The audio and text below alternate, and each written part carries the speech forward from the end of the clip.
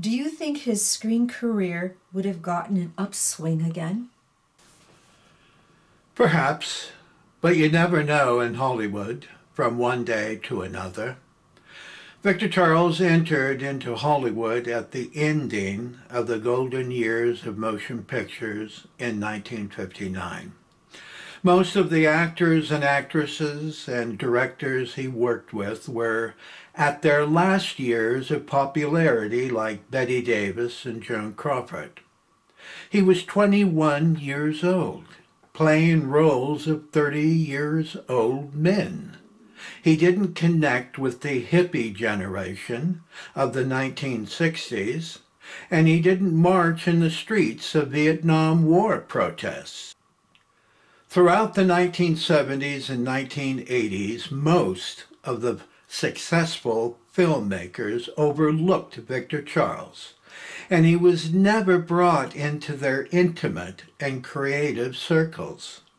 Perhaps, had he lived in the 1990s, maybe they would have treated him more kindly. You also mentioned that you worked together with Frank Gorshin and you two talked about Batman. Did he say anything in relation to Victor? Yes, I first met impersonator and actor Frank Gorshin at the Buono Resort and Casino in San Diego, California in 1997. We both were hired to be in a commercial there, and I also met with and talked with country singer and actor Kenny Rogers. Gorshin and I were seated at a large circular wood table that had a substantial hole in the middle where the spinning film camera was placed. Frank was 64 years old then, and he brought his young blonde girlfriend, who was probably 30 years younger than he. She was like a little mother taking care of her baby, and she was very pretty and surprisingly very nice. I could tell that they had a lot of fun together.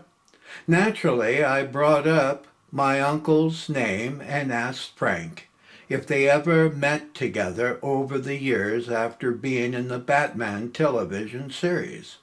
He told me he hadn't, and he really didn't have a lot to say about Victor Charles, so I didn't push it any further than that.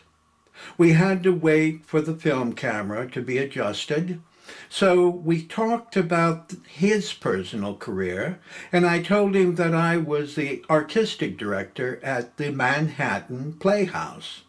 I was smoking cigarettes in those days, and Frank was a big smoker, and I asked him for a cigarette, and he obliged me and gave me one. As we smoked, talked, and laughed, I knew exactly what I was going to do with the cigarette butt after smoking it. I put it in my shirt pocket so I would have a memento of Frank Gorshin, and when I got home I took off my shirt and put on a t-shirt and went to the Manhattan Playhouse to direct a play. When I came back home, I went to find my shirt to get the cigarette butt, but I couldn't find it. To my surprise, my girlfriend, Jill Costanzo, had put my shirt in the washing machine when I was gone. There went my memento of Frank Gorshin. But it sure was fun talking and laughing with him that day. Here is my impression of Victor's character after everything I've read and our talk. Please correct me if you think something's wrong. Victor was, in general, very good-natured, generous, insightful, smart, confident, witty, and sly. But he also had a bad temper that could make him very abrupt when he was angry. I think he was often quiet and introspective, but also a charismatic entertainer when in the mood. He had a strong convictions and loved acting because it was mainly a lot of fun for him, but he also took the craft very seriously. I believe you hit the nail on the head, Larissa. Yes, he was good-natured, generous, insightful, smart, self-confident, witty, and sly. And he definitely could be angry at the drop of a dime. He was a poster child to the world, educating others that fat people are talented and intelligent too, just like others who are skinny. Whenever Victor Charles stepped onto a theater stage or stood before a motion picture camera, his charismatic presence and ingenious intellect was clearly there for all to see. My Uncle Victor Charles was a phenomenon in stature and intellect, and he always helped others to laugh. My Uncle Victor Charles died far too soon, at 43 years old in the early morning of January 1st, 1982. His professional career in television, motion pictures, and on theater stages lasted only 23 years. He was a bachelor for his entire life and hadn't any sons or daughters. His mother, Myrtle Bell, my grandma Mert, lived with him ever since he was born on February 3rd, 1938, and she passed away on August 27th, 1979. His father, Victor Francis, passed away on May 17, 1981, leaving him alone for the first time without his two parents, and 6.5 months later, my Uncle Victor Charles Buono had joined them. Most of his intimate family members and friends had passed away by 2019, and they are Craig Noll of the Old Globe Theatre, Father John R. Ahern, Hollywood agent Jerry Rosen, costume designer Peggy Kellner, Auntie Susie Brittenbach, Cousin Carl Brittenbach, Granny Grunts, Uncle Ward Morris, Aunt Mary Jane Morris, Larry and Carla Morris, Uncle Tony Edwards, actor Jonathan McMurtry, my sister Teresa Erreca, my father Louis Sonny Erreca, and my beloved mother Hilda Erreca. As far as I know, there aren't any books published about Victor Charles Buono's career and life.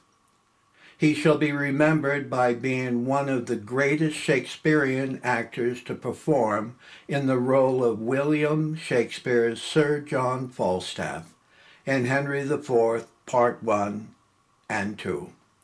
He also will be remembered as playing in the role of Edwin Flagg in Whatever Happened to Baby Jane. These two sterling productions made Victor Charles Buono a Hollywood celebrity.